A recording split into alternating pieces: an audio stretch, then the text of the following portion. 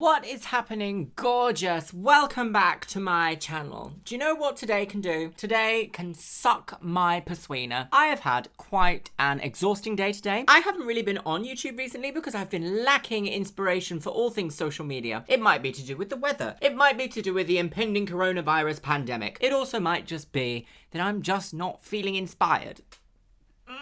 So if I'm honest with you, I'm feeling a little bit lackluster with my makeup at the moment. So why don't we react to some bad makeup artists? I find that if you lack inspiration for what you should do, you can always refer to what perhaps you shouldn't be doing. I am so tired. I'm so tired today. But I've just had some delicious sourdough toast, so I am energized and ready to go. I have just moved over to this side of the screen so you can accurately see my face whilst we're also looking at some bad makeup. Oh my goodness. I don't even know where to begin with this.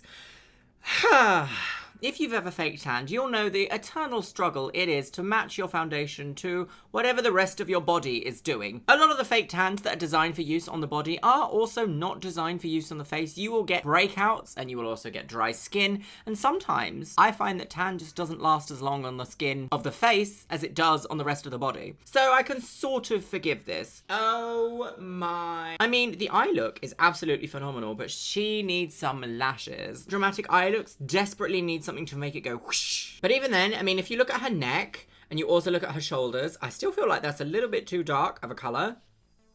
Thank you, next.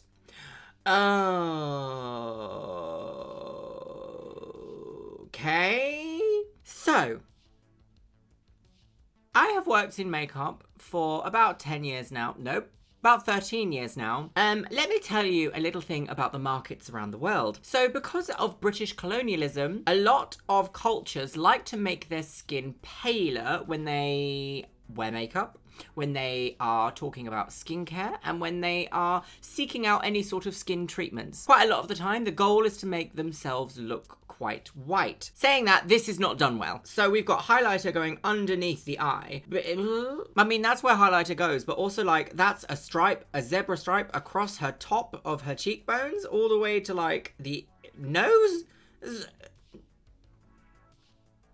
Come off it. She's wearing braces. She's really pretty, but her eyes are bloodshot. At least they look bloodshot in this. I mean, the red of her lip is very off-putting against her braces and her smile. I don't have the whitest teeth, and I know that there's reds that I can't get away with. Your makeup artist did you bad. I'm so sorry. Also, look at the lining on that lip. That lip liner never saw a sharpener, doesn't know what a sharpener is, doesn't know who she is. She's cancelled. Hashtag sharpener is cancelled 2020. Not getting my vote. Okay, now this one, I don't think is a bad makeup artist. I don't think this is bad. The style, like quite clearly this person is a drag queen. Quite clearly they have gone for this insanely over-the-top look. There's a lot to talk about in this picture. There's a lot to talk about. Should we talk about some things in this picture? Yes, let's do that. Firstly, the skin colour is insane. This sort of like spotlight effect on the inner face to the outer face is phenomenal. That level of skill to do that level of blending is like... I love these lashes. Although the one thing I must say that I'm a bit puzzled about is what's going on the left, right eye. I'm terrible at my left and my rights, by the way. On the right eye, as we're looking at them, they've got the, like a lash kind of drooping down. I sort of almost feel like that would be better to be up and snatched, like everything else is in the picture. The eyebrows are up and snatched. The little bit of eyeshadow that I can see is up and snatched. The lips are snatched. Like everything should be up and back, I think, with, not even just with drag makeup, with like every makeup, you should kind of aim for everything to be like... And also, do you remember what they say? The bigger the hoops, the bigger the hope. I think this is a makeup artist look. Oh no. Okay, sweeties, let's just take a second, shall we? To really evaluate what it is that we want to do with makeup. In my humble opinion, as a makeup professional, makeup is there to either enhance what you have or give the illusion of something that you don't have that's there. So, that being said, you have to do things in a way that looks flattering.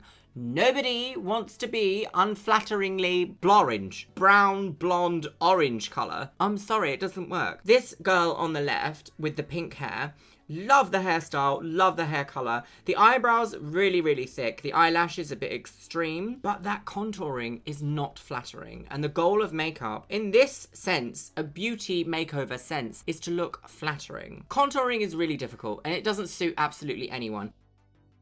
It absolutely does not look good to just do a literal stripe down the side of the head. You need to carve out the brow bone and the temple. You need to add a highlight across here. And your contour does not need to go all the way to the edge of your face. Granted, mine currently does right now because I don't really have cheekbones. If you've got cheekbones, which she looks like she has quite a lot of here, a little bit underneath here in a flattering blush tone, all you need. And the eyelashes on the other person here, I mean, what can we do with that? I mean, like, as I was saying earlier, eyelashes need to be snatched upwards and outwards.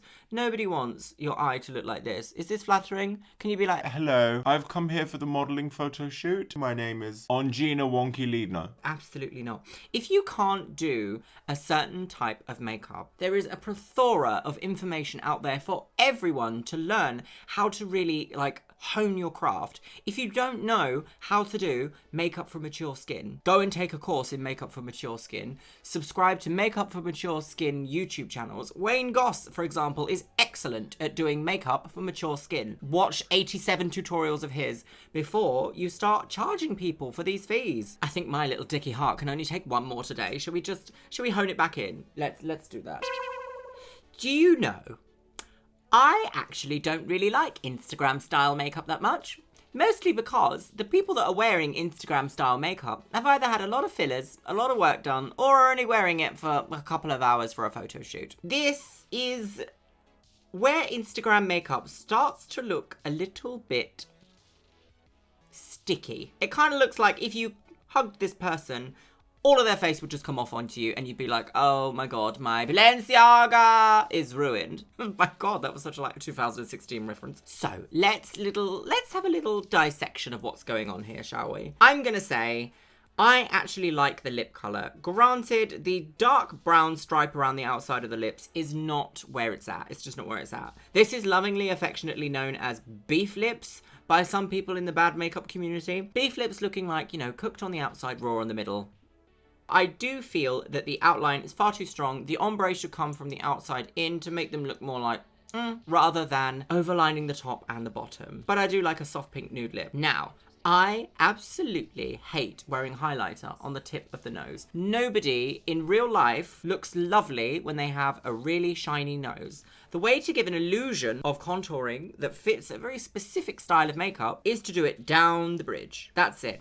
And then you can also use, if your nose is a little bit bulbous, you can use a matte shade to highlight this part and a little bit of a contour underneath to create that little cute V shape. This needs to stop. I hate this trend so much. Same again. A shiny forehead is not in fashion. It never will be in fashion. However, having like dewy, frosty cheeks, that's very gorgeous. It still needs some matte in order to show you what's happening to the skin. You need to be matte here. Nobody likes an oily T-zone. Nobody likes an oily forehead. They did you dirty. Love the bronze eyeshadow though. Absolutely adore that colour. Really works well with her blue eyes. More bronzes, less bronzer.